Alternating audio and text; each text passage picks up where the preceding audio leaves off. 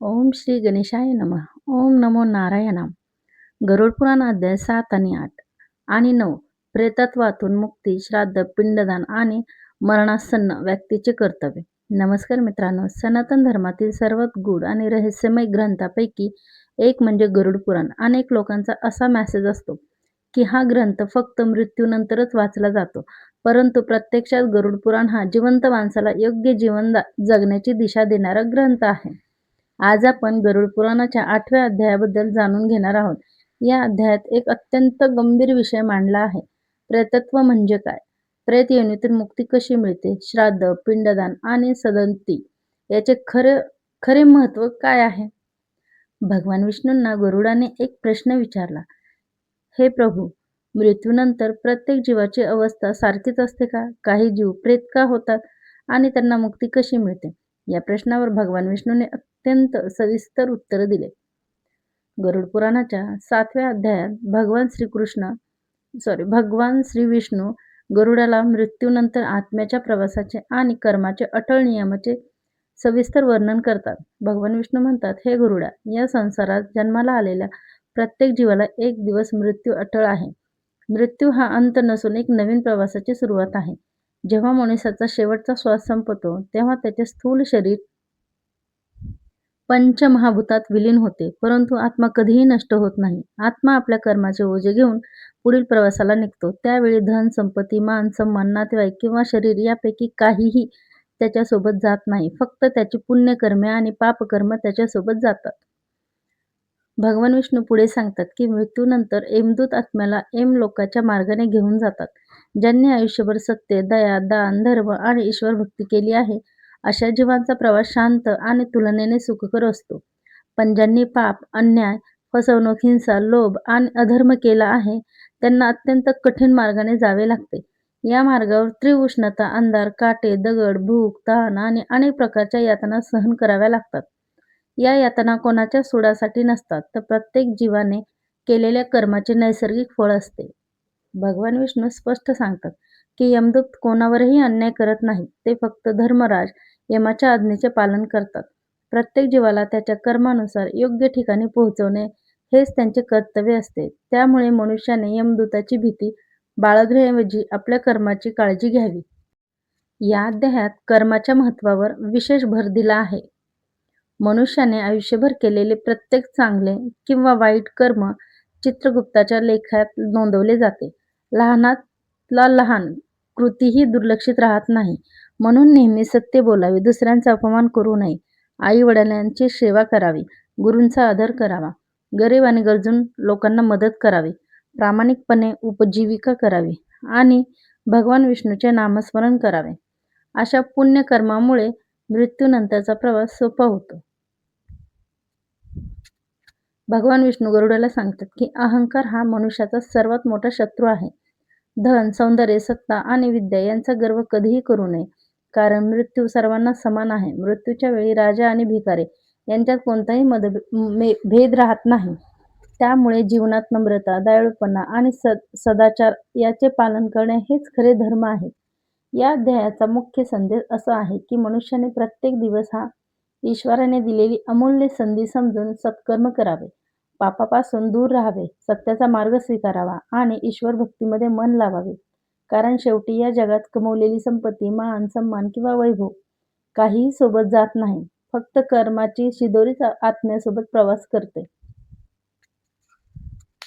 अशा प्रकारे गरुड पुराणाचा 7वा अध्याय आपल्याला मृत्यूची भीती दाखवत नाही, तर जीवन योग्य पद्धतीने कसे जगावे, सत्कर्माचे महत्त्व काय आहे आणि धर्माच्या मार्गावर चालण्याने आत्म्याला सदंती कशी मिळते याचा अमूल्य उपदेश करतो.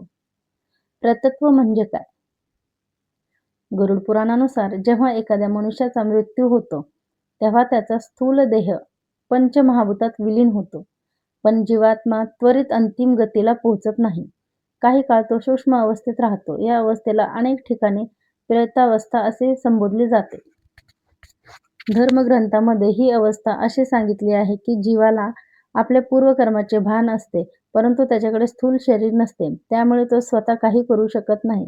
म्हणूनच कुटुंबियांनी धर्मशास्त्रानुसार सांगितलेले विधी करणे महत्त्वाचे मानले गेले आहे.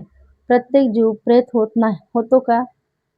गरुड पुराणाचा अर्थ असा नाही की प्रत्येक मृत व्यक्ती कायम प्रेत बनते. या ग्रंथात कर्माला महत्त्व दिले आहे. ज्याने आयुष्यभर धर्म, सत्य आणि सदाचाराचे पालन केले त्याला शुभ गती प्राप्त होईल, असे वर्णन आढळते.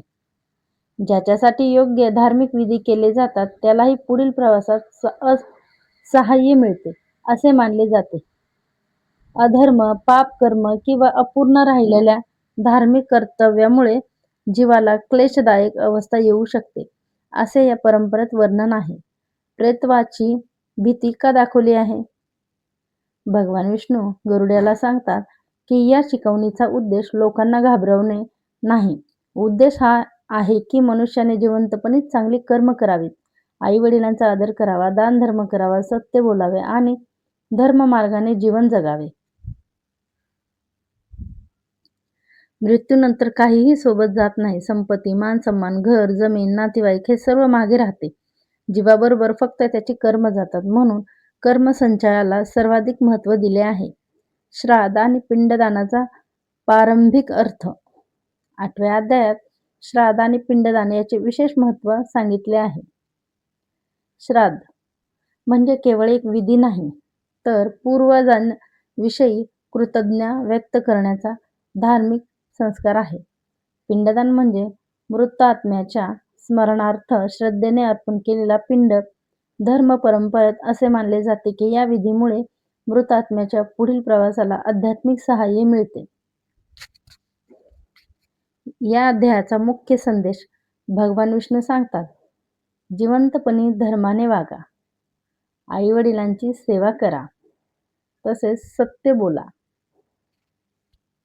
दान धर्म करा, ईश्वर भक्ती करा आणि मृत पूर्वजांसाठी धर्मशास्त्रात सांगितलेले विधी श्रद्धेने करा. यातूनच सद्गतीचा मार्ग खुला होतो, असा अध्यायाचा संदेश आहे.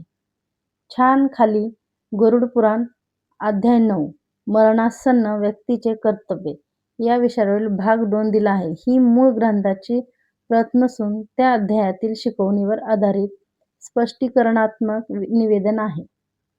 तर लक्ष देऊन ऐका. गरुड पुराण अध्याय 9 मरणासन्न व्यक्तीचे कर्तव्य. तुळशी, गंगाजल, दान आणि अंतिम क्षणाचे धार्मिक महत्त्व. मागील भागात आपण पाहिले की मृत्यू हा प्रत्येकाच्या जीवनातील अटळ नियम आहे आणि शेवटच्या क्षणी मन शांत ठेवून ईश्वराचे स्मरण करणे किती महत्त्वाचे मानले गेले आहे. आता या भागात आपण त्या धार्मिक परंपरांविषयी जाणून घेऊ ज्यांचा उल्लेख गरुड पुराणाच्या शिकवणीत आढळतो. तुळशीचे महत्त्व. सनातन परंपरेत तुळशीला अत्यंत पवित्र मानले जाते. भगवान विष्णूंना तुळशी प्रिय असल्याचे अनेक ग्रंथात वर्णन आहे. त्यामुळे मरणासन्न व्यक्तीजवळ तुळशीचे रोप ठेवणे किंवा श्रद्धेने तुळशीपत्र अर्पण करणे ही एक धार्मिक परंपरा आहे. यामागील मुख्य भावना अशी आहे की त्या व्यक्तीचे मन भगवंताकडे केंद्रित व्हावे आणि शेवटचे क्षण भक्तिमय वातावरणात जावेत. गंगाजलाचे महत्त्व. अनेक कुटुंबांमध्ये अंतिम काळात गंगाजलाचा उपयोग केला जातो. धार्मिक परंपरेनुसार गंगा पवित्रतेचे प्रतीक मानली जाते, म्हणून श्रद्धेने गंगाजल अर्पण करणे ही एक धार्मिक भावना आहे. याचा उद्देश व्यक्तीच्या मनात श्रद्धा आणि ईश्वरभक्ती जागृत ठेवणे हा आहे. ईश्वराचे नामस्मरण. गरुड पुराणातील शिकवणीत भगवान विष्णूचे स्मरण. विष्णू सहस्त्रनाम, ओम नमो नारायणम किंवा आपल्या इष्टदेवतेच्या नामजपाला विशेष महत्त्व दिले गेले आहे. नामस्मरणामुळे मनातील भीती कमी होऊन अंतर्मन शांत होण्यास मदत होते, अशी धार्मिक श्रद्धा आहे. दानाचे महत्त्व. या अध्यायाच्या शिकवणीत दान धर्मालाही महत्त्व दिले जाते. आपल्या सामर्थ्यानुसार अन्नदान, वस्त्रदान किंवा गरजूंना मदत करणे हे पुण्यकारक मानले गेले आहे. दान हे केवळ मृत्यूच्या वेळी नव्हे तर संपूर्ण आयुष्यभर करण्यास सांगितले आहे.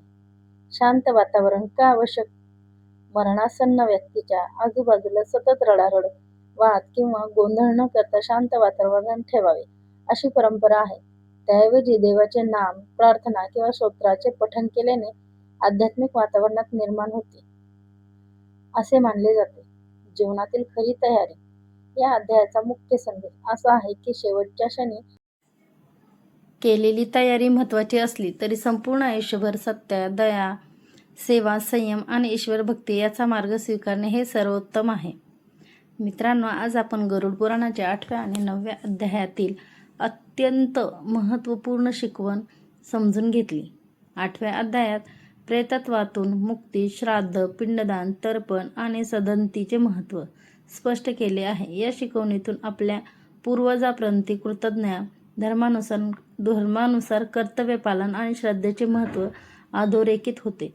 तर 9व्या अध्यायात मरणासन्न व्यक्तीचे कर्तव्य, अंतिम क्षणी ईश्वर स्मरण, मनाची शांती, दान, धर्म आणि आध्यात्मिक तयारी यांचे महत्त्व सांगितले आहे. या अध्यायाचा संदेश असा आहे की शेवटच्या क्षणाची तयारी ही केवळ मृत्यूच्या वेळी नव्हे तर संपूर्ण आयुष्यभर केलेल्या सत्कर्मातून होत असते.